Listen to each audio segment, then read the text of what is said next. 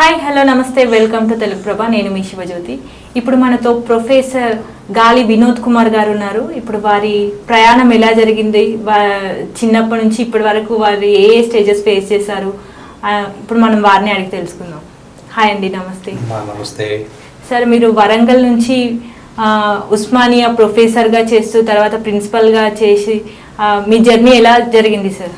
వరంగల్ నుండి అమ్మా ఇప్పుడు ఒక రకం చెప్పాలంటే అది దళితవాడ నుండి, అంటే ఒక అన్టచబుల్ అమాంగ్ ది అన్టచబుల్స్ అంటారు మనం ఇంగ్లీష్లో అయితే. అంటే ఒక అంటరాని సమాజంలో ఇప్పటికీ కూడా ఆ రకమైన సమాజం నుండి ఇంకా పేదరికంలో, అంటే ఆ సమాజమే పేదరికంలో ఉంటుంది, దళిత సమాజమే, అందులో ఇంకా పేదరికం నుండి వచ్చింది నా కుటుంబం. అట్లా ఎందుకు అంటున్నా ఈ మాట అంటే, మా నాన్నగారు చిన్నప్పుడు చనిపోయింది, నేను 5 ఏళ్ళు ఉన్నప్పుడు. 2 అక్కలు, ఒక చెల్లె, తమ్ముడు, నేను. వాళ్ళందరితో మా అమ్మ ఒక రూపాయి పావుల కూలి చేసేది. రూపాయి పావుల నుండి 10 రూపాయల కూలి వరకు చేసేది. అంటే నాకు ఉద్యోగం వచ్చేవారు 10 రూపాయల కూలి వరకు చేసి ఆ రకంగా కుటుంబాన్ని ఆమె చదివేది. బట్ అవి సరిపోకపోయేది కాబట్టి మేమే చైల్డ్ లేబర్గా పనిచేసేది. చిన్నప్పటి నుండి హోటల్లో పనిచేయడం, అదే ఇంకా రైస్ మిల్లులో పనిచేయడం, ఇట్లాంటివన్నీ కూడా చేసుకుంటా పోయేది అన్నట్టు. సో ఆ క్రమంలో మనకేంటంటే చదువు అనేది పొద్దున, అంటే చిన్నప్పటి నుండి చదువుకోవడం అనేది కుదరలే. ఎందుకంటే ఇంట్లో మంచిగా పని చేసుకోవాలి, బతకాలి సాయంత్రం. సో ఆ పరిస్థితులలో ఇంట్లో వాళ్ళందరం పని చేసుకునేది, ఏదో ఒక పని చేసుకునేది చిన్నప్పటి నుండే. సో ఆ రకంగా చైల్డ్ లేబర్గా మొదలైన లైఫ్ ఇవాళ ఒక ప్రొఫెసర్గా 20 ఏళ్ళు ఉస్మానియా ప్రొఫెసర్గా అక్కడికి వెళ్ళి మొదలై ఇక్కడికి వెళ్ళి మళ్ళీ ఇంకా 12 ఏళ్ళ సర్వీస్ ఉండగా ఉద్యోగానికి రాజీనామా చేసి రాజకీయాలకు రావడం జరిగింది.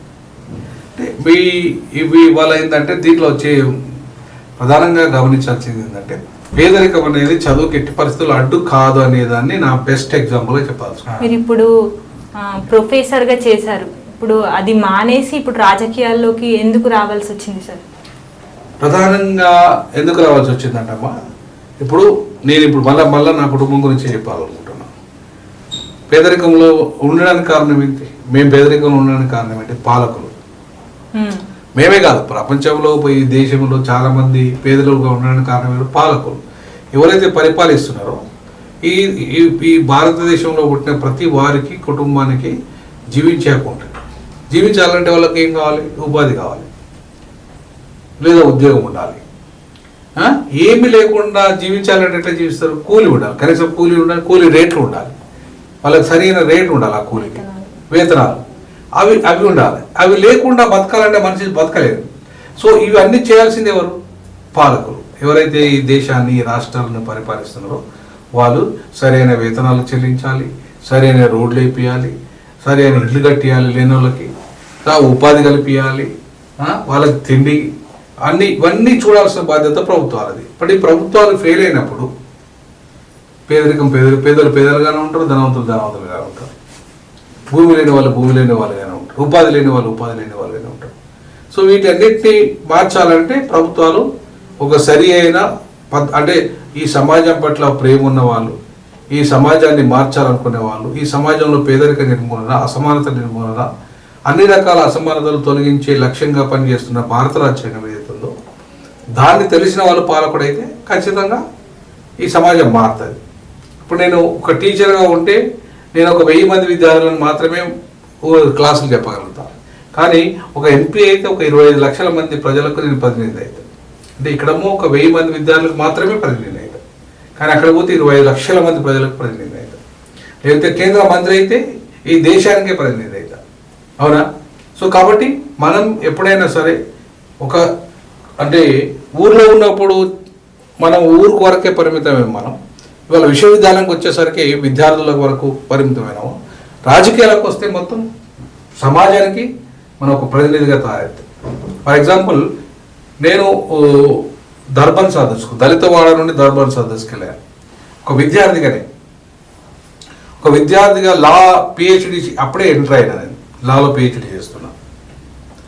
ఆ లాలో పిహెచ్డి చేయడానికి కూడా ఎంత స్ట్రగుల్ అయిందంటే, నేను ఎందుకు ఈ విషయాలు చెప్పాలనుకుంటున్నానంటే, వాళ్ళ వచ్చే భవిష్యత్ తరాలు కూడా తెలవాలి ఈ విషయాలు.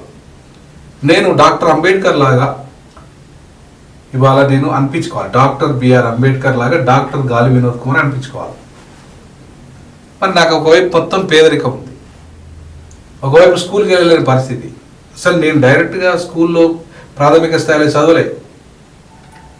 హాస్టల్లో మా అమ్మ వేయడానికి కూడా, మా అమ్మ హాస్టల్లో తీసుకుపోయి హాస్టల్లో వేద్దామంటే కూడా తెలియదు ఆమెకు. ఇక్కడ మా ఇంట్లో నిరక్షరాస్యులు, మా తండ్రి చదువుకోకుండా చచ్చిపోయాడు, మా అమ్మ చదువులేదు. సో ఆమెకు ఎక్కడ స్కూల్ ఎక్కడ వేయాలో తెలియదు. మా ఇంట్లో నేను అంత నిరక్షరాస్యులే. సో వాళ్ళకి చదివి ఎక్కడ వేయాలో వీళ్ళని తీసుకుపోయి హాస్టల్ అంటే ఎక్కడ ఉంటుంది కూడా తెలియదు మా అమ్మకు. అంత అమాయకంగా ఉండే ఆ జీవితాలు. సో ఆ క్రమంలో ఆమె నేను అక్కడ ఊళ్ళో చదువుకున్న డాక్టర్ సంజీవ్ అంటే ఆయన మా ఊర్లో చదువుకున్న మొట్టమొదటి మా కులంలో చదువుకున్న మొట్టమొదటి వాడు అన్నట్టు. ఆయన ద్వారా ఇక్కడ హాస్టల్ ఉంటుంది అవి కనుక్కొని చెప్పి, అసలు నా పేరు పెట్టింది వినోద్ కుమార్ అనే పేరు పెట్టింది కూడా ఆయనే. నా డేట్ ఆఫ్ బర్త్ కూడా పెట్టింది పెట్టుడు డేట్ ఆఫ్ బర్త్, పుట్టుడు డేట్ ఆఫ్ బర్త్ కాదు నాది, పెట్టుడు డేట్ ఆఫ్ బర్త్. ఎందుకంటే పుట్టింది ఎప్పుడో కూడా చక్కగా మాలో రాసే అది లేదు కదా. అప్పుడు మా కొడుకు సంక్రాంతి పుట్టిండటనో, లేకపోతే అమాస పుట్టిండానో, పున్నాన్ని పుట్టిండానో, ఇట్లనే చెప్పేది కదా. సో అట్లా ఊరికే చెప్పింది మా అమ్మ.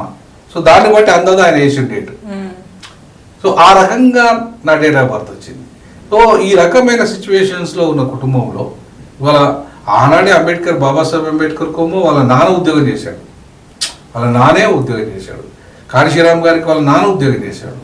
సో అంటే వాళ్ళ తరానికే ఉద్యోగస్తులుగా ఉన్న తరంలో మా కుటుంబంలో వచ్చారకి ఉద్యోగాలు కాదు కదా, మా మొదటి తరమే చదువుకోలేదు.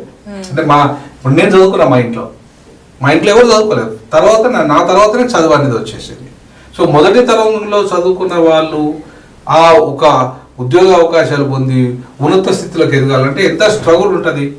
అటు ముందు అటు స్టార్ట్ అంటే నా కుటుంబంలో నాకు సపోర్ట్ చేసే వాళ్ళు లేకుండా, అంటే ఇల్లు లేదు, భూమి లేదు, చదువుకున్న వాళ్ళు లేదు, సంపద లేదు. మా కుటుంబంలో మొదటి చదువుకున్నవాడిని నేనే. సో కాబట్టి ఇట్లాంటి సిచ్యువేషన్స్లో ఈ స్థాయికి రావడం అనేది, నేను ఈ స్థాయికి వచ్చి మళ్ళీ పెద్ద ఉద్యోగాన్ని వదులుకోవడం అనేది, ఒక 3 లక్షల ఉద్యోగాన్ని వదులుకొని 12 ఏళ్ళ ఉద్యోగం వదులుకుంటే నాకు ఎన్ని కోట్ల నష్టం? 12 సంవత్సరాల సర్వీస్లో నెలకు 3 లక్షలు అనుకుంటే 12 ఏళ్ళు అంటే చూడండి ఎన్ని సంవత్సరాలకి ఎంత? కోట్ల రూపాయలు నష్టం కదా. అంటే నేను చిన్న పేదరిగా ఉండండి, వీడికి బుద్ధి లేదా, జ్ఞానం లేదా, ఏది ఇన్ని కోట్ల రూపాయల ఉద్యోగాన్ని ఎందుకోసం మానుకున్నాడు, ఏ లక్ష్యం కోసం మానుకున్నాడు అని చెప్పేసి ఇది ఖచ్చితంగా వస్తుంది కదా, చర్చ అనేది రావాలి కదా. సో అందుకే నేను ఏమంటున్నానంటే ఇవాళ మా ఊరు గురించి, ఆ ఊరు నుండి నేను నిన్న నా బర్త్డే అయ్యింది, నేను నిన్న కూడా చెప్పాను, నేను కొత్త బట్టలు వేసుకోలేదు. ఎందుకు కొత్త బట్టలు వేసుకోలేదు అంటే అసలు నాకు కొత్త బట్టలు అనేది తెలియదు. 10th క్లాస్ వరకు నేను పాత బట్టలే. మా అమ్మ నా బర్త్డే వచ్చినా అంటే ఊరికే పుట్టినరోజు అనుకున్నా కూడా, రాసిన దాని ప్రకారం అనుకున్నా కూడా, నాకు ఒకలా కొనాలనుకుంటే పాత బట్టలే వచ్చుకొని పెట్టి, చెప్పులు కూడా లేవు నాకు. ఇంటర్మీడియట్ వరకు అసలు చెప్పులు అంటే కూడా తెలియదు, చెప్పులు కూడా వేసుకోలేదు. ఈ స్థితి నుండి నేను ప్రపంచంలో అంబేద్కర్ చదువుకున్న విశ్వవిద్యాలయంలో పోయి పరిశోధన పత్రాలు క్లాసులు చెప్పే స్థాయికి అది. అంటే కొలంబియా విశ్వవిద్యాలయము, లండన్ స్కూల్ ఆఫ్ ఎకనామిక్స్కి వెళ్ళడము, ఆక్స్ఫర్డ్కి వెళ్ళడము, హార్వర్డ్కి వెళ్ళడము, అంటే ఆ స్థాయి దాకా పోవడం, అంటే ఒక కామన్గా ఎక్కడ కూడా ఏ గతి లేని స్థితిలో నుండి ఈ స్థితికి ఎదగడం. తర్వాత ఊర్లో నుంచి మొట్టమొదటిసారిగా అసలు విమానం అంటేనే తెలియదు, అంతర్జాతీయ విమానంలో నేను ప్రపంచ సదస్సుకి వెళ్ళాను. ఎక్కడ? దర్బాన్లో జరిగింది. అది వర్ణవేక్షత వ్యతిరేకంగా 2001లో జరిగింది. అప్పుడు నేనేం చేస్తున్నా, 2001లో పిహెచ్డీలో జాయిన్ అయినా, లాలో పిహెచ్డీ చేస్తున్నా. సో అక్కడికి వెళ్ళి డైరెక్ట్గా అంతర్జాతీయ విమానం ఎక్కినాం. అసలు అది కూడా జీవితంలో కలే కదా, ఒకటేసారి విమానం చూడడమే కళ అంటే ఆ విమానంలో అంతర్జాతీయ విమానం ఎక్కడం ఇంకా కళ కదా. సో అట్లాంటి కళల నుండి వచ్చినాను నేను. అట్లాంటి అంటే ఊహించలేని జీవితంలో నాకు ఉద్యోగం రావడం అనేది కూడా ఊహించలేనిది. ఫస్ట్ నాకు ఇంటర్మీడియట్ సిఎల్ఐసి లైబ్రరీ సర్టిఫికేట్ కోర్సు చేసిన తర్వాత నాకు ఉద్యోగం వచ్చింది. అది కూడా మా ఇంట్లో ఎంత ఆనందం అంటే అసలు ఒక ఉద్యోగం రావడం, గవర్నమెంట్ ఉద్యోగం రావడం ఏంది, ఇంత పేదరికంలో ఉన్న కుటుంబానికి ఒక ఉద్యోగం రావడం అనేది ఒక పెద్ద రెవల్యూషన్ మా కుటుంబాలలో.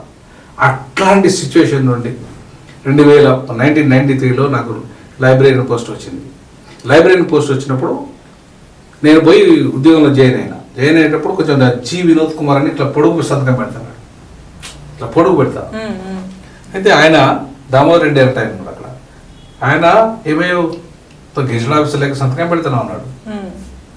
నేను ఏమన్నా అంటే 1993 అది. నేను ఒకటే చెప్పిన, ఎస్ ఖచ్చితంగా గెజిటెడ్ ఆఫీసర్ అయితే మీరుండే రిలీవ్ అవుతా అని చెప్పాను. మీరు ఒకవేళ రిటైర్ కాకపోతే మీరుంటే రిలీవ్ అవుతా. ఎప్పుడు అది చెప్పింది? 1993 31 మార్చ్. ఆ రోజు చెప్పాను రిలీవ్ అయ్యే రోజు. నేను మళ్ళీ సెప్టెంబర్ 3, 2004 ఆయనతోనే రిలీవ్ అయ్యాను. ఇంకా ఆయన ఉన్నాడు అట్లనే, రిటైర్మెంట్ కాలే. ఆయన ఆ రోజు చెప్పిన, మీరు ఆ రోజు చెప్పాను కదా నేను మీరుండే రిలీవ్, ఒకవేళ మీరు కనుక ఉంటే నేను రిలీవ్ అవుతా అని చెప్పాను. 11.5 years తర్వాత మళ్ళీ నేను గెజిటెడ్ ఆఫీసర్ అయి రిలీవ్ అయ్యాను. అరే అట్లెట్లా రిలీవ్ అయ్యాను నువ్వు ఆయన అన్నాడు. నేను ఒకటే చెప్పిన, ఏమన్నానంటే నా ఐకాన్ బాబాసాహెబ్ అంబేద్కర్. ఆయన ప్రపంచ మేధావి ఎదిగాడు, ప్రపంచ మేధావి, ఆర్డినరీ మ్యాన్ కాదు. అట్లాంటి స్పిరిట్ ఆయన దగ్గరికి వెళ్ళి తీసుకున్నాక నేను చిన్న గెస్ట్ ఆఫీసర్ కాలేనా? గెస్ట్ ఆఫీసర్ అనేది చాలా చిన్న విషయం కదా. సో అట్లా నేను ఆ ఇంటర్మీడియట్ను ఓన్లీ డిగ్రీది కూడా డిగ్రీలో జాయిన్ అయినప్పుడే ఉద్యోగం వచ్చింది, డిస్కంటిన్యూ చేయండి. బాబాసాహెబ్ అంబేద్కర్ లాగా నేను డాక్టరేట్ చదవాలంటే ఏం చేయాలి? డాక్టర్ అనిపించుకోవాలంటే ఫస్ట్ నాకు మెడిసిన్ సీట్ వచ్చింది. ఎప్పుడు 1998లో. డాక్టర్ అనిపించుకుందాం, కంప్లీట్ కోర్స్ చేసుకుందాం అనుకున్నా. పేదరికం ఉన్న కారణంగా 6,200 ఫీజు కట్టలేకపోయినా. ఏది? కాలేజ్ ఫీజు కడితే tuition fees, college fees, hostel fees కలిపి 6,200. అది కూడా కట్టలేని పరిస్థితి అది. సో అప్పుడేమైంది? మెడిసిన్ సీట్ పోయింది. తర్వాత ఇట్లా కనీసం డాక్టర్ వినోద్ కుమార్ అనిపించుకోవాలంటే కోళ్ళ డాక్టర్ అనిపించుకుందామని చెప్పి బీఎస్సీ పౌడర్లు జాయిన్ అయ్యాను. బీఎస్సీ పౌడర్ అంటే కోళ్ళ డాక్టర్. సో అక్కడ పోయిన తర్వాత ఏమైంది? నాకు ఉద్యోగం వచ్చింది. అది మళ్ళీ డిస్కంటిన్యూ చేయాల్సి వచ్చింది. అదే ఎట్లా మళ్ళీ డాక్టరేట్ అనిపించుకోవాలి, ఎట్లా బాబాసాహెబ్ అంబేద్కర్ లాగా నేను కూడా డాక్టరేట్ కావాలని మళ్ళీ ఏం చేశానంటే నేను మళ్ళీ డిగ్రీ ఒకటేసారి 1 సిట్టింగ్ రాసి 18 సబ్జెక్టులు ఒకటేసారి పాస్ అయ్యి 2 నెలల గ్యాప్లా పాస్ అయిపోయి ఎల్ఎల్బి ఈవినింగ్, ఎల్ఎల్ఎం ఈవినింగ్, మళ్ళీ పీజీ డిస్టెన్స్. ఇట్లా నా చదువులన్నీ ఏది రెగ్యులర్ చదివింది లేదు, రెగ్యులర్గా పోయింది లేదు. జాబ్ చేసుకుంటూ చదువుకొని ఆ లైబ్రేరియన్ పోస్ట్ చేసేటప్పుడు ఏదైతే మాట ఇచ్చానో ఆయనకు గెస్ట్ ఆఫీసర్ అయి వస్తా చెప్పి నేను రిలీవ్ అయ్యేటప్పుడు ఇంకొక మాట కూడా చెప్పిన ఆయనకు, ఒకవేళ మీరు బతుకుంటే అంబేద్కర్ లాగా నేను ఈ దేశానికి న్యాయశాఖ మంత్రి అవుతా అని చెప్పాను. ఎప్పుడు? 2004 సెప్టెంబర్ 3. అందుకే నేను 2015లో ఎంపీగా పోటీ చేసిన, ఇండిపెండెంట్ అభ్యర్థి, అదే వరంగల్ పార్లమెంట్. సో మళ్ళీ కమింగ్ ఎలక్షన్స్లో పోటీ చేస్తా, ఎంపీనైతే ఖచ్చితంగా ఈ దేశంలో కేంద్ర న్యాయశాఖ మంత్రిగా పదవి బాధ్యతలు చేపడతానే ఒక నమ్మకం నాకు ఉంది. ఇప్పుడు మీరు ఆర్పిఐ పార్టీలో జాయిన్ అయ్యారు కదా సార్, ఎందుకు ఈ మన దేశంలో ఇన్ని పార్టీస్ ఉన్నా కూడా ఆర్పిఐలోనే జాయిన్ అవ్వడానికి గల కారణాలు ఏంటి సార్? చాలా గుడ్ క్వశ్చన్ అది. ఎందుకంటే నేను 2008లో నాకు వైఎస్ రాజశేఖర రెడ్డి పిలిచి ఎర్లీ అవర్స్లో 4 o'clock పిలిచాడు ఆయన. నీకు వర్ధన్నపేట 9లో రిజర్వ్ అయింది, నీకు ఇస్తా, నువ్వు మా పార్టీలో జాయిన్ అవ్వాలి. ఎప్పుడు ఎందుకు ఆఫర్ ఇచ్చాడంటే నేను బీఎస్పీలో పనిచేసిన, ఎప్పుడు బహుజన్ సమాజ్ పార్టీలో పనిచేసిన 1994 నుండి ఇక్కడ వరకు 2008 వరకు పనిచేసిన. అప్పుడు మాయావతి గారు నల్లా సూర్యప్రకాష్ గారిని అధ్యక్ష పదవిని తొలగించింది. ఆయన అద్భుతంగా 3 లక్షల మంది మీటింగ్ పెట్టిండు, తొలగించింది. ఆ పార్టీలో ఆయన తొలగించిన వెంటనే మేము ఆ పార్టీకి రాజీనామా చేసి బయటకు వచ్చేసాం. ఎందుకంటే ఒక బలమైన శక్తివంతుని నేను పార్టీలో తొలగించిన తర్వాత ఇంకేముంటుంది పార్టీ. తర్వాత ఆయన ఏం చేశాడు, మేము మళ్ళీ ఏపీ బీఎస్పీ అని పెట్టాము. ఆంధ్రప్రదేశ్ కాదు, అప్పుడు ఏపీ అంటే ఆంధ్రప్రదేశ్ కాకుండా అంబేద్కర్ పూలే బహుజన్ సమాజ్ పార్టీ అని పెట్టాము. పెట్టి మేము మళ్ళీ ఒక 50,000 మందితో మీటింగ్ పెట్టాము. మా సొంతం అప్పుడేమో మాయావతి, ఆమె ఊపు, కనిశలము అవన్నీ ఫిలాసఫీ చెప్పి జనం గాయరించారు. కానీ ఇప్పుడు మా సొంత శక్తితో కూడా మేము ఒక 50,000 మందితో మీటింగ్ పెట్టాం. పెట్టిన తర్వాత రాజశేఖర రెడ్డి పిలిచాడు ఇమీడియట్లీ, పిలిచి మీ పార్టీని విలీనం చేయండి, మీకు 2 టికెట్లు ఇస్తాను. సూర్యప్రకాష్ గారికి 1 టికెట్, నాకు 1 టికెట్. కానీ మేము విలీనం చేయం, మాకు మీతో పొత్తులో ఉంటాం మనం. లేదు ఓడిపోతారు, మీరు 2 సీట్లు కూడా ఓడిపోతారు, మీరు విలీనం చేయండి కాంగ్రెస్లో, మీ పైసలన్నీ మేమే పెడతాం, మేమే గెలిపిస్తాము, అవసరం అనుకుంటే నేను మంత్రి చేస్తాను ఆయన, మీకు మంత్రి పదవి కూడా ఇస్తాను. నేను చదువుకున్న ప్రొఫెసరు, అప్పటికే నేను ప్రొఫెసర్ కదా, 2004లో వచ్చిన కదా, జాయిన్ అయినా కదా ఇక్కడ. కాబట్టి ప్రొఫెసర్ కాబట్టి మీకు మంత్రి చేస్తానని చెప్పేసి అన్నాడు. కానీ మేము రిఫ్యూజ్ చేసినాం, ఎందుకంటే బహుజనవాదం కోసం. అలాగే బీఆర్ఎస్ నుండి 2009లో ఎంపీ టికెట్ ఆఫర్ అయింది, రిఫ్యూజ్ చేసినాం. మళ్ళీ 2015లో నేను ఎంపీగా ఇండిపెండెంట్గా పోటీ చేసినప్పుడు బీజేపీ నుండి ఆఫర్ వచ్చింది, నాకు మా పార్టీ నుండి చేయమని, దాని నుండి కూడా రిఫ్యూజ్ చేసినాం. కానీ ఇవాళ ఆర్పీఐ పోస్టులు మాత్రం ఉద్యోగం రాజీనామా చేసి వచ్చిన వాళ్ళేమో టికెట్ ఇస్తా అంటే పోలేదు, వాళ్ళు ఆఫర్ ఇస్తే పోలేదు వాళ్ళ పార్టీలకి, ఎందుకంటే అవి దొరల పార్టీలు, అది సమాజాన్ని యథాతథంగా ఉంచే పార్టీలు.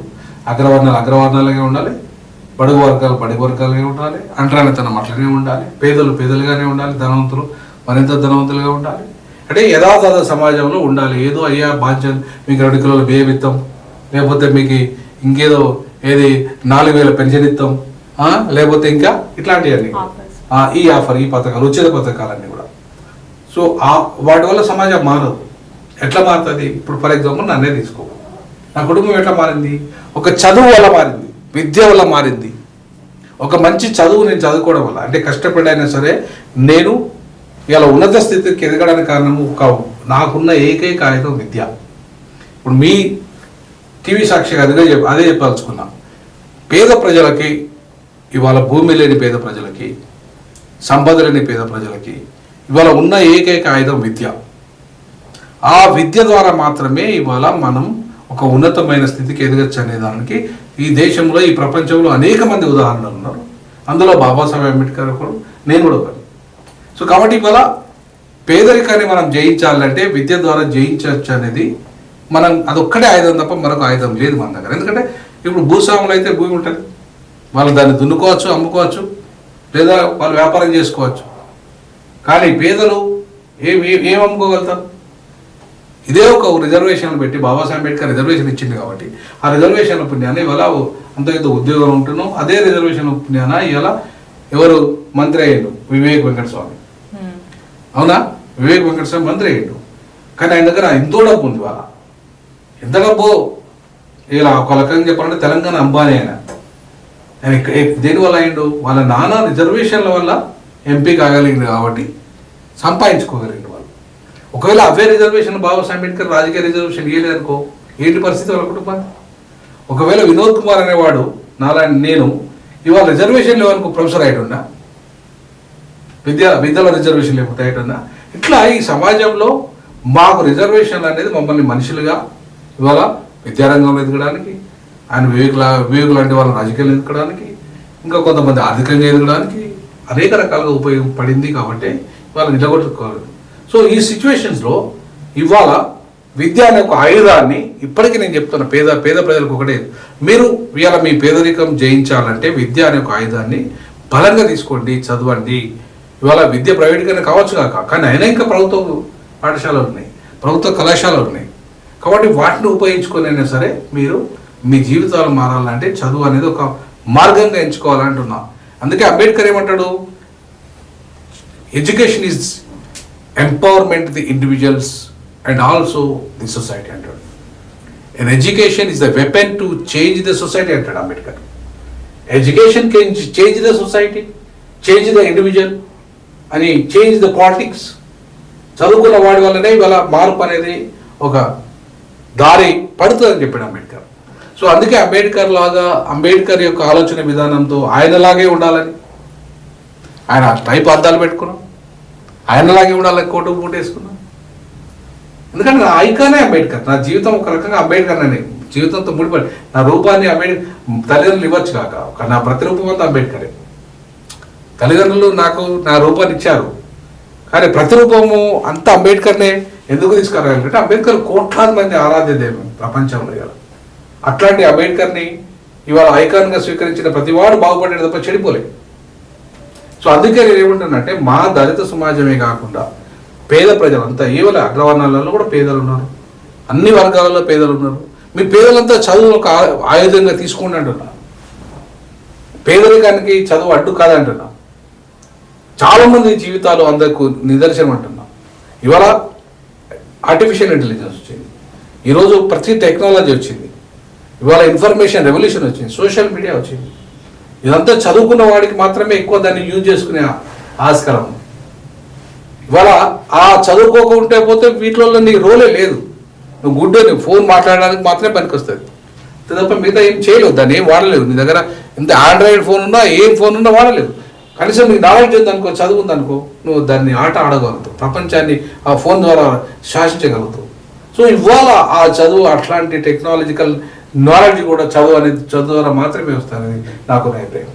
అందుకే మన మీడియా ద్వారా నేను రిక్వెస్ట్ చేసేది ఏంటంటే పేద ప్రజలకు చదువు అనేది ఖచ్చితంగా ఒక ఆయుధంగా ఉండాలి. మన జీవితాన్ని మార్చేది అది ఒక్కటే అనే విషయాన్ని మనం ఇవాళ గమనించాలని చెప్పేసి నేను కోరుకుంటున్నాను. సార్ ఈ సౌత్ ఇండియన్ మూవ్మెంట్ ఏంటి సార్ అసలు? సో మీరు ఇంకొక ప్రశ్నకు ఆన్సర్ ఇంకా చెప్పలేదు నేను, ఆర్పిఐ ఎందుకు తీసుకున్నాను అనే దాంట్లో. సో బిఎస్పి ఫెయిల్యూర్ అయిపోయింది, మాయావతి ఎప్పుడైతే ఫెయిల్యూర్ చేసిందో. బిఎస్పి ఫెయిల్ అయిన తర్వాత నేను మిగతా పట్లకి పోవచ్చు, కానీ నేను పోదలుచుకోలేదు. ఎందుకంటే అక్కడ పోయి అయ్యే బాంఛన అని ఉండాలి. ఫర్ ఎగ్జాంపుల్ మన ప్రవీణ్ కుమార్ గారు, ఆయనకు మంచి బిఎస్పిలో ఉన్నప్పుడు అద్భుతమైన పేరు ఉండే. ఆయన ఎప్పుడైతే మళ్ళీ బీఆర్ఎస్లోకి వెళ్ళిపోయిండో ప్రజలంతా కూడా ఇవాళ ఆయన మీద ముఖ్యంగా ఆశలు పెట్టుకున్న బహుజనులంతా వ్యతిరేకంగా తయారైపోయాడు. అది ఏంది ఇది? సో అంటే అర్థమైంది, ప్రజలు ఒక మంచి నాయకుడిని ఈ బహుజన సమాజం నుండి దళిత సమాజం కోరుకుంటున్నారు. మరి ఆ నాయకత్వం ఆయన ఫెయిల్యూర్ అయిపోయింది అక్కడ. తర్వాత మళ్ళీ అందించాల్సింది ఎవరు? నాలాంటి వాడు అందించాలి. ఎందుకంటే నేను నా యొక్క మాస్టర్ కీ అనేది political power is the master key అని నేను డిసైడ్ అయినాను. నేను ఒక న్యాయశాఖ మంత్రి కావాలంటే నేను రాజకీయాల్లో ఉండాలి, నేను పోటీ చేయాలి. ఈ దేశంలో మార్పులు తీసుకురావాలి, చట్టాలతోనే మార్పులు వస్తాయనే విషయాల్లో ఒక 20 ఏళ్ళు చట్టాలు బోధించిన వాడిగా, 20 ఏళ్ళు ఒక రాజ్యాంగాన్ని బోధించిన వాడిగా, చట్టాలను బోధించిన వాడిగా ఈ దేశంలో అద్భుతమైన చట్టాలు తీసుకురాగలిగితే ప్రజల జీవితాలు మారుతాయనే విశ్వాసాన్ని కలిగి ఉన్నవాడిగా నేను న్యాయశాఖ మంత్రి కావాలనుకున్నప్పుడు ఖచ్చితంగా రాజకీయాలు కావాలి. అది కూడా ఏ పనికిరాని చెత్త రాజకీయాలు కాదు, చెత్త పార్టీలు కాదు, దోపిడీ పార్టీలు కాదు. ఇవాళ ఆర్పిఐ అనేది బాబాసాహెబ్ అంబేద్కర్ స్వయంగా పెట్టిన పార్టీ. ఆయన ఒక గొప్ప సిద్ధాంతాన్ని దానికి అందించిన పార్టీ. సో అందుకే ఆ పార్టీ నేను అధ్యక్షుని తీసుకున్నాను. ఖచ్చితంగా ఆల్టర్నేటివ్ తెలంగాణలో దేవడము 2028లో ఈ బహుజనులే అధికారం తీసుకునే విధంగా రేవంత్ రెడ్డినే చివరి రెడ్డి ముఖ్యమంత్రి ఉండాలి. ఇంకా మళ్ళీ రెడ్డి ముఖ్యమంత్రి కావడానికి లేదు. ఇంకా బీసీల నుండి ఎస్సీ ఎస్టీ నుండి ముఖ్యమంత్రి కావాలి. ఇక మళ్ళీ ఓసీల నుండి ముఖ్యమంత్రి ప్రశ్నే లేదు. ఎందుకంటే ఉమ్మడి ఆంధ్రప్రదేశ్లో 55 ఏళ్ళు వాళ్ళు చేశారు, చాలు. ఇప్పుడు మళ్ళీ 10 ఏళ్ళు చేశారు, మళ్ళీ ఇప్పుడు రేవంత్ రెడ్డి చేస్తున్నాడు. నెక్స్ట్ మళ్ళీ 5 ఏళ్ళు నేనే చేస్తా అంటాడు ఆయన. మళ్ళీ నా తర్వాత ఇంకా అరువుడు ఎవరు అంటున్నాడు ఆయన? ఉత్తమ్ కుమార్ రెడ్డి, మన కోమటిరెడ్డి వెంకటరెడ్డి అరువుడు అంటున్నాడు. ఆయన తర్వాత ఎవరు అరువుడట? ఉత్తమ్ కుమార్ రెడ్డి అరువుడు అంట. అంటే మొత్తం మళ్ళీ ఉమ్మడి ఆంధ్రప్రదేశ్లో రెడ్ల పరంపర ఎట్లయితే కొనసాగించారో తెలంగాణలో కూడా రెడ్ల పరంపర కొనసాగిస్తామనే కుట్రలు చేస్తున్నారు. కాబట్టి నాలాంటి వాడు ఆర్పిఐ ద్వారా దాన్ని అడ్డుకోవాలి. ఆర్పిఐ ద్వారా దాన్ని అడ్డుకొని మన సమాజాన్ని 90% ఉన్న ఈ బహుజన సమాజం ఏవైతే ఉన్నారో వాళ్ళకి వాళ్ళ భూమి లేదు, సంపదలో వాటా లేదు, బడ్జెట్లో వాటా లేదు, వాళ్ళకి పరిశ్రమలో వాటా లేదు, సినిమా ఇండస్ట్రీలో వాటా లేదు, రియల్ ఎస్టేట్లో వాటా లేదు, వాళ్ళకు చేద్దామంటే ఉపాధి లేదు, ఉద్యోగం లేదు. మరి ఎట్లా బతకాలి? 90% జనాభా ఎట్లా బతకాలి? సో కాబట్టి 3 లక్షల కోట్ల బడ్జెట్లో వాళ్ళ వాటా వాళ్ళకి పోవాలి. 3 లక్షల కోట్ల బడ్జెట్లో వాళ్ళ వాటా వాళ్ళకి పోతే వాళ్ళ జీవితాలు అద్భుతంగా బాగుపడతాయి. కానీ అది జరగట్లేదు. మొత్తం దోపిడీ. ఇప్పుడు మీరు కాళేశ్వరంలో దోపిడీ చూశారు, కేసుతో సహా దోపిడీ. ఇవాళ లక్షల కోట్లు మింగేటోడు ఇవాళ నాయకుడు అవుతున్నాడు, 1000 కోట్లు మింగేటోడు నాయకుడు అవుతున్నాడు. అట్లా కాకుండా కోట్లాది మంది ప్రజల యొక్క జీవితాలను బాగు చేసేవాడే నాయకుడు. సో ఆ లక్ష్యం కోసమే నేను ఆర్పిఐ. నేను సంపాదించుకోవడానికి నా ఉద్యోగం పెద్ద ఉద్యోగం, ఎంపీ పోస్ట్ కంటే పెద్ద ఉద్యోగం. ఎంపీ జీతం 2,50,000, 1,50,000 అంతే జీతం. కానీ నాకు అంతకంటే ఎక్కువ జీతం కదా. ఒకవేళ నాకు జీతమే కావాలనుకుంటే నేను ఉద్యోగంలోనే ఉంటాను. కాదు, నేను రాజ్యం చేయాలని అన్నప్పుడు ఖచ్చితంగా పాలిటిక్స్లోకి రావాలి. సో కాబట్టి political power is the master key to open any door of the democracy అని అంబేద్కర్. అంటే దేశంలో ఒక ప్రజాస్వామ్యంలో వ్యవస్థలో మనం ఉన్నాం. ప్రజల సమస్యలు పరిష్కరించాలంటే రాజకీయ అధికారం అనే మాస్టర్కి మీకు చేతి ఉండాలని చెప్పాడు. దాన్ని మనం చేపట్టి మన ప్రజలకు మేలు చేసే విధంగా, వాళ్ళ భవిష్యత్తును మార్చే విధంగా రాజకీయాలు తీర్చిదిద్దాలంటే నాకు ఆర్పీఐ తప్ప మరొక పార్టీ నాకు ఇష్టం అని పేరు. అది అంబేద్కర్ నుండి మొదటి నుండి నాకు అంబేద్కర్ నాయకుని కాబట్టి ఆయన స్టార్ట్ చేసిన పార్టీలో ఉండాలని చెప్పేసి బీఎస్పీ తర్వాత నెక్స్ట్ ఇందులో మాత్రమే జాయిన్ అయ్యాను. సార్, మీరు తరచుగా ఈ మధ్య ఓబీసీ ఒక సీఎంగా కావాలి అంటున్నారు. అసలు ఎందుకు సార్ సీఎంగా ఓబీసీ రావాలంటున్నారు? ఎందుకంటే ప్రజాస్వామ్యం అంటే మెజారిటీ రూలింగ్. ఇవాళ రెడ్డిస్ 4% జనాభా, ఓబీసీలు 56% జనాభా అని ఇదే రేవంత్ రెడ్డి మొన్న క్యాస్ట్ సెన్సెస్లో అయిపోయింది. మరి 4%, 5% ఉన్న రెడ్లు పరిపాలించాలా, 56% ఉన్న బీసీలు పరిపాలించాలా? ఎవరు ముఖ్యమంత్రి కావాలి? అర్హులు ఎవరు? ప్రజాస్వామ్యం అంటే మెజారిటీ బీసీలు కాబట్టి వాళ్ళు ముందు ముఖ్యమంత్రి కావాలంటున్నాను. సో ఇప్పుడు దాకా ఉమ్మడి ఆంధ్రప్రదేశ్లో కాలేదు, ఇప్పుడు తెలంగాణలో కూడా అయ్యే అవకాశం కనబడతలేవు. సో అందుకే నేను ఓబీసీ ముఖ్యమంత్రి అయితే ఒక డెమోక్రసీలో మెజారిటీ ప్రజలకు మనం వాటా ఇవ్వాలి. ముందు వాళ్ళు కావాలి, వాళ్ళ తర్వాత ఎవరు కావాలి? ఎస్సీలు, వాళ్ళ జనాభా ఎంత? 25%, ఎస్టీలు 12%, మైనార్టీలు 10%, మహిళలు 50% వాళ్ళు కూడా కావాలి. కాబట్టి ఇవాళ ఒక 5 ఏళ్ళ పరిపాలన వచ్చిందనుకో మనకు, రేవంత్ రెడ్డి ఒక్కడే ఎందుకు ఉండాలి? అదే కాంగ్రెస్లో రేవంత్ రెడ్డి ఉన్న తర్వాత ఒక బీసీకి ఇవ్వాలి సెకండ్ ఇయర్, థర్డ్ ఇయర్ ఎవరు ఉండాలి? ఒక ఎస్టీకి ఇవ్వాలి, ఎస్టీకి ఇవ్వాలి, ఒక మహిళకి ఇవ్వాలి, మైనార్టీకి ఇవ్వాలి. ఎందుకు ఇవ్వదు? ఎందుకు రేవంత్ రెడ్డి 5 ఏళ్ళు ఉండాలి? పాలసీ ఇప్పుడే కదా, కాంగ్రెస్ పార్టీ మేనిఫెస్టో ప్రకారమే పరిపాలన చేయాలి కదా ఆయన. అదే 6 గ్యారెంటీలు 400 హామీలే కదా. మరి రేవంత్ రెడ్డి ఎందుకు ఉండాలి? మళ్ళీ ఆయన 5 ఏళ్ల తర్వాత మళ్ళీ ఆయన ఎందుకు ఉండాలి? మిగతా వర్గాలు వద్దా? కాంగ్రెస్లో మహేష్ కుమార్ గౌడ్ వద్దా? 42% బీసీలకు వాటా కావాలని మేము నేనే తురుముగాను నేనే చెప్తాను. నువ్వు తురుముగాను అయితే, నిజంగా నీకు అంత నిజాయితీ పరుడు అయితే, చిత్తశుద్ధి బీసీల పట్ల ఉంటే నువ్వు నీ పదవి ఇవ్వచ్చు ముఖ్యమంత్రి, లేదా మన ఉపరాష్ట్రపతి పదవి తెలిసేది కూడా కాదు అది. కానీ నీ రెడ్డికి ఎందుకు తీసుకున్నావు? నీ కమ్యూనిటీకి ఎందుకు తీసుకున్నావు? ఒక జస్టిస్ ఈశ్వరయ్య లేడా? ఆయన ఒక ఉన్నత స్థానంలో ఆయన కూడా ఒక న్యాయమూర్తిగా పనిచేసినాడే కదా. మరి ఆయనకి కాకుండా నువ్వెందుకు నీ రెడ్డికి ఇచ్చుకున్నావు? ఎందుకు ఆయన ఒక న్యాయమూర్తికి? తర్వాత 15 రోజులలో కోదండరామరెడ్డికి ఎమ్మెల్సీ కొట్టుడు పోతే సుప్రీంకోర్టు కొట్టితే 15 రోజుల్లో ఇచ్చినవే ఆయనకు అవకాశం. మరి మిగతా కమ్యూనిటీలకు ఎందుకు ఇవ్వలేదు అవకాశం? మరి ఆయన మంత్రి చేస్తా అంటున్నావే. ఇప్పటికే 72 కార్పొరేషన్ చైర్మన్లలో 50 కార్పొరేషన్ రెడ్లే ఉన్నారు. Advocate general Reddy, additional advocate general Reddy, లా సెక్రటరీ రెడ్డి. ఇట్లా మొత్తం రెడ్డి రాజ్యాన్ని క్రియేట్ చేస్తూ నువ్వు సామాజిక న్యాయం గురించి మాట్లాడతావు. నేను బీసీలు ఎంతమందికి ఇచ్చినావు? ఎస్సీలు ఎంతమందికి ఇచ్చినావు? ఎస్టీలకు ఎంతమందికి ఇచ్చినావు అవకాశం? మైనార్టీలకి అసలు మంత్రి లేడు. వాళ్ళ 12% జనాభా ఉన్నారు మైనార్టీలు. ఒక ఎమ్మెల్యే లేడు, దాంట్లో గెలిచిన ఎమ్మెల్యే లేడు. 46 మంది రెడ్లు గెలిచారు. ఎట్లకెళ్తా నీ కాంగ్రెస్ పార్టీ మొత్తం అంత జనాభా ఉంది కదా, నీ రెడ్లందరూ అంత 46 మంది గెలిచే అంతమంది జనాభా ఉన్నారా మీరు? మీ జనాభా 5%, మీరు 46 మంది ఎట్లకెళ్తారు? అరే 12% జనాభా ఉన్న ఒక్క మైనార్టీకి నీ కాంగ్రెస్ పార్టీలో గెలిచిన సత్తా లేడా? మరి ఇట్లాంటి పరిస్థితులలో సామాజిక న్యాయం గురించి మాట్లాడే నైతికత రేవంత్ రెడ్డికి ఉందా? ఎంపీలలో ఇవ్వలేదు సీట్లు, ఎమ్మెల్యేలలో ఇవ్వలేదు, కార్పొరేషన్లో ఇవ్వలేదు. అంటే ఇవి నీ చేతిలో పని ఇవి. కానీ 42% మాత్రం వాటా కోసం అయితే కేంద్రం మీద పంపిస్తావు. వాళ్ళు ఇవ్వలేదని వాళ్ళ మాత్రం బదనాం చేస్తావు. మరి నువ్వెందుకు ఇవ్వలేదు 42% వాటా? కార్పొరేషన్ చైర్మన్లు ఎందుకు ఇవ్వలేదు? ఎమ్మెల్యే సీట్లలో ఎందుకు ఇవ్వలేదు? ఎంపీ సీట్లలో ఎందుకు ఇవ్వలేదు? నీ చేతులు ఉన్న పని కదా ఇది. అవి మాత్రం ఇవ్వడాడు. కానీ ఆ చట్టం ఏదో వాళ్ళు అమలు చేయాలట, కేంద్రానికి పంపాలట, చేయాలట. నేనేమన్నా అంటే 6 నెలల క్రితమే చెప్పిన నేను లా ప్రొఫెసర్గా, మీ చేతిలో మీరు పంచాయతీరాజ్ చట్టాన్ని సవరించండి. దాంట్లో 50% సీలింగ్ అనేది ఉంది, దాన్ని ఎత్తేయండి. అలాగే మున్సిపల్ చట్టాన్ని సవరించండి. ఈ రెండింటిని సవరించి జీవో తీసుకురండి. కేంద్రం దగ్గరికి ఏమవసరం అండి? కేంద్రం వాళ్ళే ఆమోదించాల్సిన అవసరం ఏముంది? నీ చేతిలో ఉన్నాక 42% ఇచ్చుకోవచ్చు. ఆ సీలింగ్ ఎత్తి ఇచ్చుకోవచ్చు లోకల్ బాడీలో. అది ఎత్తేయకుండా కేంద్రం మీద నెపనెట్టేసి పంపించేసి అక్కడ బీజేపీని కౌంటర్ చేసి ఏదో నీకేదో చిత్రచిత్తున్నట్టు. బీజేపీ బీసీ ముఖ్యమంత్రి అనేది దానికి చిత్రచిత్తలేదు. బీసీ ముఖ్యమంత్రి బీసీ అధ్యక్షుడు చేయడా? పార్టీకి చేయలే. ఎవరు రామచంద్రరావు బాబునాయన చేసినారు. పోనీ కనీసం బీజేఎల్పీ లీడర్ ప్రతిపక్ష నాయకుడు అసెంబ్లీలో ఎవరిని చేసిండు? మహేశ్వర్ రెడ్డి చేసిండ్రు. నువ్వు బీసీ ముఖ్యమంత్రి అన్నప్పుడు నీకు రాజాసింగ్ లేడా? నీకు ఆయన పేరేం పేరు ఆదిలాబాద్ జిల్లాలో గెలిచిండు, ఆయన లేడా? పాయల్ శంకర్ లేడా? ఓ ప్రతిపక్ష నాయకుడు చేయడం అది చేయలే. కాబట్టి బీసీల పట్ల బీజేపీకి ప్రేమ లేదు, మీకు ప్రేమ లేదు. అందుకే మెజారిటీ ప్రజల పట్ల ఇంత అన్యాయంగా మీరు వివరిస్తూ పార్టీలన్నీ కూడా మళ్ళీ మీరు సామాజిక న్యాయం మేమే చేస్తాను సంఘాలు ఎగరెత్తాను. ఆయన బీసీ ముఖ్యమంత్రి అంటాడు, ఈయన 42% వాటా అంటాడు, కానీ ఎవరు మాత్రం చేయరు. సో అందుకే నేనేమంటానంటే బీసీలు అనే వాళ్ళు పాపం బాగా అణచివేత కన్యాన్ని గురవుతున్నారు. ఎస్సీ ఎస్టీల కన్నా రిజర్వేషన్లు ఉన్నాయి, రాజకీయ రిజర్వేషన్లు ఉన్నాయి, వాళ్ళకు ఉన్నాయి, బీసీలకు లేవు. పాపం వాళ్ళు మళ్ళీ పోటీ పడి ఎవరితో గెలవాలి?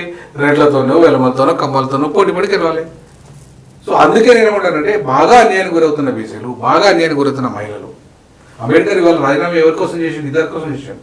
లా మినిస్టర్ ఒకరి బీసీల కోసం రిజర్వేషన్ కావాలని చేసాం, ఒకరి మహిళలకు రిజర్వేషన్ కావాలని చేసాం. ఎందుకంటే వీళ్ళు మెజార్టీ 50% పైగా జనాభా ఉన్న వాళ్ళకి వీళ్ళకి ప్రజాస్వామ్యంలో ప్రాతినిధ్యం లేకపోతే, అట్లాగే ఆర్థికంలో ప్రాతినిధ్యం లేదు, వీళ్ళకి బడ్జెట్లో వాటా రాకపోతే, వీళ్ళకి పరిపాలనలో వాటా రాకపోతే మరి ప్రజాస్వామ్యానికి అర్థమే ఉన్నట్టు. సో అర్థం లేదు కాబట్టి నేను ప్రజాస్వామ్యానికి అర్థం ఇవ్వాలి కాబట్టి ఓబీసీ ముఖ్యమంత్రి కావాలంటున్నాను. అదే నా ఎజెండా పెట్టుకున్నాను. అందుకే రాజీనామా చేసిన 12 ఏళ్ళ ఉద్యోగానికి. బీసీ ముఖ్యమంత్రి కోసం, సామాజిక తెలంగాణ కోసం సాధించాలనే ఉద్దేశంతో 12 ఏళ్ళ ఉద్యోగం వదులుకొని ఇవాళ రాజీనామా చేసి లక్షలాది ఉద్యోగం జీతం వదిలేసి ఇవాళ నేను రాజకీయాలకు వచ్చాను. సో అది బీసీలు ఇవాళ ఈ భారతదేశ సమస్యలు 2 ప్రధాన మేజర్ సమస్యలు. ఒకటి బీసీల సమస్య, వాళ్ళు 50% పైగా ఉన్నారు. మహిళల సమస్య, వాళ్ళు 50% పైగా ఉన్నారు. ఈ ఇద్దరు సమస్యలు తీరితే భారతదేశంలో దాదాపుగా 90% సమస్య తీరినట్టు. అందుకే ఈ సమస్య తీరాలంటే బీసీలకు న్యాయం జరగాలి. సో బీసీలకు న్యాయం జరగాలంటే బీసీ ముఖ్యమంత్రి కావాలి. సౌత్ ఇండియా మూమెంట్ ఎలా స్టార్ట్ అయింది సార్? ఎలా వచ్చింది అసలు ఆ కాన్సెప్ట్? అసలు ఈ మీరు మార్వాడి గో బ్యాక్ నినాదం ఒకటి ఈ మధ్య కాలంలో బాగా వినబడుతుంది. అది కేవలం మార్వాడి గో బ్యాక్ నినాదం కాదు. యాక్చువల్గా నాన్ ముల్కీ గో బ్యాక్ నినాదం అది ఇప్పటిది కాదు సార్, మన నిజామ్స్ కాలం నుంచి కూడా ఉంది. 1910లో ఉన్నది. అది 1910లో నుండి స్టార్ట్ అయిన మూమెంట్ నాన్ ముల్కీ గో బ్యాక్. నాన్ ముల్కీ అంటే అర్థం ఏంటంటే ఉత్తరాది వాళ్ళు, నార్త్ ఇండియన్స్, ఆంధ్రోళ్ళు కాదు. దాన్ని ఆంధ్రలో పరిమితం చేశారు యాక్చువల్గా. అసలు అప్పటికి ఆంధ్ర తెలంగాణ ఎక్కడండి? నాన్ముల్కి అంటే ఆంధ్రలో కాదు కదా, ఉత్తరాది వాళ్ళు దక్షిణాది వాళ్ళు అనే సమస్య. నిజాం స్టేట్ అనేది ఇక్కడ దక్కన్ పీఠభూమి, అంటే దక్షిణాది వాళ్ళంతా కూడా అలా కర్ణాటక అలా మహారాష్ట్రలో ఉంటారు, తెలంగాణ వాళ్ళు ఉన్నారు, ఆంధ్రలో ఉన్నారు. సో కాబట్టి దక్కన్ భూమిలో తెలుగు ఆంధ్ర వాళ్ళ సపరేట్ అనేది లేదు. ఎవరితో ఉన్నది ఇప్పుడు సమస్య కొట్లాట అంటే ఉత్తరాది వాళ్ళు అక్కడికి వెళ్ళి వచ్చి అన్యాయంగా ఇక్కడ నిజాం స్టేట్లో రజాకారులు అట్లాగే వాళ్ళు ఉత్తరాది వాళ్ళే ఎంటర్ అయ్యి ఆయన యొక్క నిజాం స్టేట్ని ఎట్లయితే అన్యాయం చేసిందో అట్లాగే ఉత్తరాది వాళ్ళు అప్పటికే గుజరాత్ గల్లి ఏర్పడ్డది, అప్పటికే మార్వాడి గల్లి ఏర్పడ్డది. ఇక్కడ వ్యాపారాలు ఓల్డ్ సిటీలో అంతా వ్యాపారాలు ఎవరు? ముస్లింల తర్వాత వ్యాపారాలు అన్ని వాళ్ళే, మార్వాడి గుజరాత్. ఇప్పుడు ఒకప్పుడు ముస్లింలకు ఎక్కువ శాతం ఉంటే వ్యాపారాలు, ఇప్పుడంతా పోయి మార్వాడీలు గుజరాతీలు రాజస్థానీ వాళ్ళే అయిపోయింది. సో అప్పటి నుండి వాళ్ళ వరుస వచ్చింది కాబట్టి అప్పుడే ఇక స్థానిక ముస్లింలు, స్థానిక దళితులు, స్థానిక బీసీలు వీళ్ళంతా మీరు వెళ్ళిపోండి ఉత్తరాది వాళ్ళు అని చెప్పేసి నాన్ ముల్కీ గో బ్యాక్ అని నినాదం ఇచ్చారు. సో 1910లోనే వచ్చిన నాన్ ముల్కీ గో బ్యాక్ అనేది ఉత్తరాది గో బ్యాక్ అనే నినాదము అది కాస్త ఆందోళనకు మారింది. ఆంధ్ర గో బ్యాక్ అనే విధంగా తెలంగాణ ఉద్యమం వచ్చిందంటే మారింది. కానీ వాస్తవంగా అది ఉత్తరాది గో బ్యాక్ అని నినాదం. ఇవాళ మార్వాడి గో బ్యాక్ అంటే అర్థమైంది అంటే ఉత్తరాది గో బ్యాక్ అని అర్థం. ఒక్క మార్వాడీలు కాదు, ఒక్క మార్వాడీలో దోపిడీలో ఎక్కువ చేస్తున్నారు వాళ్ళు. ఫర్ ఎగ్జాంపుల్ ఆంగ్లేయులు తెల్లవాళ్ళు గో బ్యాక్ అన్నాం. ఎప్పుడు మనం స్వతంత్ర భారతదేశ పోరాటం తెల్లవాళ్ళు గో బ్యాక్ అంటే అర్థమైంది బ్రిటిష్ వాళ్ళు అన్నట్టు అర్థం, అంతేనా? సో బ్రిటిష్ పాలన గో బ్యాక్ అంటే ఓన్లీ తెల్లోళ్ళు కాదు, ఆ తెల్ల కలర్ వాళ్ళని కాదు, అట్లాగే మార్వాడి గో బ్యాక్ అంటే అర్థం ఏంటంటే ఉత్తరాది గో బ్యాక్ అంటే అర్థం. ఆ తెల్లవాళ్ళ ఆధిపత్యం నుండి ఎట్లయితే నల్లవాళ్ళు ఈ భారతదేశంలో ఉన్న నల్లవాళ్ళు స్వతంత్రం కోసం కొట్లాడారో ఈ ఉత్తరాది ఆధిపత్యము మార్వాడి రూపంలో బాగా ఉంది కాబట్టి వాళ్ళు మొత్తం ఇవాళ కల్తీ బిజినెస్ వాళ్ళదే. దానివల్ల ఆరోగ్యాలు పాడైపోతుంది, భారతీయుల మొత్తం ఆరోగ్యాలు పాడైపోతుంది, అనేక రోగాలు పాలవుతున్నాయి, క్యాన్సర్లు వస్తున్నాయి. ఇవాళ వాళ్ళు చేయని కల్తీ వ్యాపారం అంటే లేదు. పాల నుండి మొదలుకుంటే పాల నుండి మొదలుకుంటే మొత్తం ఆహార వస్తువులన్నిటి కల్తీ వ్యాపారం చేస్తున్నారు. తర్వాత జీరో మాల్ అమ్ముతున్నారు వాళ్ళు చాలా విషయాలు. తర్వాత ట్యాక్సీలు కడతలేదు, జీరో మాల్ అమ్మింది. ఫర్ ఎగ్జాంపుల్ ఈ ఫ్యాన్ ఏం కొనాలి, దాని ట్యాక్స్ వాడు బిల్ ఇయ్యాడు, అది 4 రోజులకి కథం ఖరాబ్ అయిపోతుంది. ఆ ట్యూబ్ లైట్ ఇస్తాడు, దానికి బిల్ ఇయ్యాడు. ఏం చేస్తాడు, ఆ గతం తీసుకొచ్చిన ఒక రోజుకి ఖతం అయిపోతుంది దాని పని, ఒక వారం రోజులకే ఖతం అయిపోతుంది. నువ్వు బిల్లు ఇవ్వలేదంటే నేను ఎందుకు అమ్మిన అంటాడు. అరే నీ దగ్గర కొనాలి అంటే ఏది బిల్లు చూపెట్టంటాడు. బిల్లు ఇయ్యాడు, కల్తీతో అమ్ముతాడు, వారం రోజులు ఖరాబ్ అయిపోతుంది. ఎవరికి నష్టం అది? సో దానివల్ల ఈ కొనేవాడికి నష్టం, ప్లస్ దేశానికి ట్యాక్స్ కట్టాడు వాడు. అది ఇప్పుడు జిఎస్టీ బిల్లు ఇస్తే జిఎస్టీ కట్టాల్సి వస్తుంది. జిఎస్టీ కడితే కేంద్రం సెంట్రల్ జిఎస్టీ ఉంటుంది, స్టేట్ జిఎస్టీ ఉంటుంది. ఇది రెండు కడతాడు వాడు. అటు కేంద్రానికి డబ్బులు కట్టాడు, ఇటు రాష్ట్రానికి డబ్బులు కట్టాడు, ఉల్టా నాణ్యత లేని వస్తువు మనకు అంట కడతాడు. మళ్ళీ ఇక్కడ వ్యాపారం చేస్తాడు, ఇక్కడ ఉద్యోగం ఇవ్వడు. మరి ఎక్కడ తెచ్చుకుంటాడు వాడు ఉద్యోగాన్ని? ఆడికి వెళ్ళి గుజరాత్ వాడు వ్యాపారం చేస్తే గుజరాత్లో తెచ్చుకుంటాడు, మార్వాడి వాడు వ్యాపారం చేస్తే మార్వాడిని తెచ్చుకుంటాడు, ఢిల్లీ వాడు పంజాబ్ వాడు తెచ్చుకుంటే పంజాబ్ అని తెచ్చుకుంటాడు. మరి ఇక మనకు ఉద్యోగాలు ఎప్పుడు వస్తాయి? నువ్వు తీసుకొచ్చి బిజినెస్ ఇడబెడతావు, ఉద్యోగం మాత్రం నీవని తెచ్చుకుంటావు. మరి మావాడు ఏం కావాలి? చట్టం ఏం చెప్తుంది? 70% లోకలకు మీరు ఏ వ్యాపారం చేసినా ప్రైవేట్ రంగంలో ఇవ్వాలి, 90% గవర్నమెంట్ ఉద్యోగాలు ఇవ్వాలి. మొన్న క్యాస్ట్ సెన్సెస్లో రేవంత్ రెడ్డి అగ్రకులాల సంఖ్య పెంచుకున్నాడు. ఎవరు అగ్రకులాలు అంటే వీళ్ళే, ఈ మార్వాడి, గుజరాతీ వీళ్ళంతా మైగ్రేట్ అయిన వాళ్ళ సంఖ్య అయితే కలుపుకున్నాడు. కలుపుకొని ఈడబ్ల్యూఎస్ రిజర్వేషన్ ఇచ్చుకున్నాడు ఆయన. సో ఈడబ్ల్యూఎస్ రిజర్వేషన్ అగ్రవర్ణ పేదల పేరు మీద 10% రెడ్లకు బాగా విపరీతమైన గ్రూప్ 1 పోస్టులలో అన్నింటిలో కూడా నింపుకున్నాడు ఆయన. సో ఇవాళ వాళ్ళని తీసుకొచ్చి అక్రమంగా తీసుకొచ్చి ప్రభుత్వ ఉద్యోగాలలో పెట్టుకున్నాడు. వాళ్ళు కూడా వాటా ఇచ్చిండు. ఇవాళ అక్రమ వ్యాపారం చేస్తున్న వాళ్ళకు ఇవాళ కేంద్ర రాష్ట్ర ప్రభుత్వం ధరగా ఉంది. వాడు ఉచ్చి వ్యాపారం కూడా చేస్తున్నాడు, జై శ్రీరామ్ తీసుకొచ్చుకుంటున్నాడు, రాముడి పేరు మీద పట్టుకొచ్చి వ్యాపారం చేస్తాడు. అరే మాకు శివుడు లేడా ఇక్కడ? శివుడు లోకల్ గాడ్ అండి. ఇక్కడ మొత్తం మన దక్షిణ భారతదేశంలో మన దేవుడు ఎవరన్నా మొక్కినం అంటే చిన్నప్పటి నుండి, నాకు చిన్నప్పటి నుండి కూడా నేను మొక్కిన ఎవరైనా శివునే మొక్కినాం, మాకు రాముడు ఎవరో తెలియదు. మరి అటువంటిప్పుడు ఇప్పుడు అంతా జై శ్రీరామ్ జై శ్రీరామ్ అనుకుంటే మొత్తం మన నార్త్ ఇండియా కల్చర్ అంతా తీసుకొచ్చి ఇక్కడ వృద్ధి పడేస్తున్నాం. అసలు ఆయన ఉత్తరాది ఆయన కాకతీయుల కాలం నుంచి కూడా, కాకతీయ కాలం శివునే మొక్కారు కదా. మరి అటువంటిప్పుడు రాముడు ఎక్కడికి వెళ్ళొచ్చుడు? అక్కడ ఉత్తరాదిలో పుట్టిన రాముడు అక్కడనే ఉన్నాడు, అయోధ్య వెళ్ళిన రాముడు అంటే ఇక్కడ కాదు కదా. మనకు ఆల్రెడీ శివుడు ఇక్కడ పుట్టిండు, ఇక్కడ ఉన్నాడు. కాబట్టి ఇక్కడ మొత్తం దేవుళ్ళ మీద ఆధిపత్యం, కల్చర్ మీద ఆధిపత్యం. ఇప్పుడు మన బతుకమ్మ లేదు, దాండియా వచ్చింది. దాండియా ఎక్కడదండి? మనకు బతుకమ్మ కదా మన వాళ్ళు ఆడిందంతా. దాండియా వచ్చుకుంటా దాండియా ఏదో మన పెళ్ళిళ్ళు ఏదో సింపుల్గా జరిగేది, ఇప్పుడంతా వచ్చి మొత్తం వాళ్ళ కల్చర్ వృద్ధి పడేసారు. ఇవాళ అంటే వాళ్ళ వ్యాపారం. ఇప్పుడు గణేష్ ఉన్నది, గణేష్ పండుగ కూడా మన చిన్నప్పుడు నాకు తెలిసి మనకి ఇంత గణేష్ పండుగ లేదు, అసలు గణేష్ పండుగ చేసేవాళ్ళు కాదు. ఇవాళ అక్కడికి వెళ్ళి తీసుకొచ్చుకోవడం. ఇట్లా మొత్తంగా వాళ్ళ ఉత్తరాది కల్చర్ని, ఉత్తరాది మొత్తం వాళ్ళ వ్యాపారం, ఉత్తరాధిపత్యం, వాళ్ళ భాషను, వాళ్ళ దేవులను, వాళ్ళ రాజకీయాన్ని. ఇప్పుడు ఉత్తరప్రదేశ్ని మించకుండా ఆంధ్రప్రదేశ్ని మించింది తెలంగాణ పేరు మీద. మరి ఉత్తరప్రదేశ్లో 80 ఎంపీలు ఉన్నాయి. అన్ని రంగాల వెనుకబడ్డది, విద్యారంగంలో, ఉద్యోగ రంగంలో, హెల్త్ రంగంలో, అన్ని రంగాల వెనుకబడ్డ ఉత్తరప్రదేశ్ ఎందుకు వేయలేదు మేము? ఒకవేళ నిజంగా బీజేపీకి కాంగ్రెస్కు ఉత్తరాది పార్టీలు రెండు కూడా, ఉత్తరప్రదేశ్ పార్టీలు రెండు కూడా, ఈ రెండింటికి నిజమైన దేశం మొత్తంలో పాలసీలు జాతీయ పార్టీలు ఉన్నప్పుడు ముందు అతిపెద్ద రాష్ట్రమైన ఉత్తరప్రదేశ్ నియమించము. మాయావతి 4 రాష్ట్రాలు చేయమన్నారు, ఎందుకు చేయలేదు? అసెంబ్లీ తీర్మానం చేసింది మాయావతి, నువ్వు ఎందుకు చేయలేదు? ఆంధ్రప్రదేశ్ మాత్రం ఇక్కడ అసెంబ్లీ తీర్మానం లేదు, ఎందుకు విభజించినావు అంటే దక్షిణాదిలో 42 ఎంపీలు ఉన్నావా, మంచి ఎదుగుతున్న రాష్ట్రం. రేపు దేశ ప్రధానమంత్రిలో రాజశేఖర రెడ్డి UPA 2లో ఆయన బలంగా ఎదిగిండు. సో రాజశేఖర రెడ్డి లాంటి రేపు ప్రధానమంత్రి అవుతాడు. కానీ అది దక్షిణాది నుండి ఉత్తరాది వాళ్ళే కావాలి, పార్లమెంటు ప్రధానమంత్రి వాళ్ళే కావాలి, స్పీకర్ వాళ్ళే కావాలి, వాళ్ళు రాష్ట్రపతి వాళ్ళే కావాలి, మొన్నటిదాకా ఉపరాష్ట్రపతి కూడా వాళ్ళే. ఇప్పుడు మొన్న రాధాకృష్ణ వచ్చిన తర్వాత దక్షిణాది వాళ్ళకి ఇచ్చారు.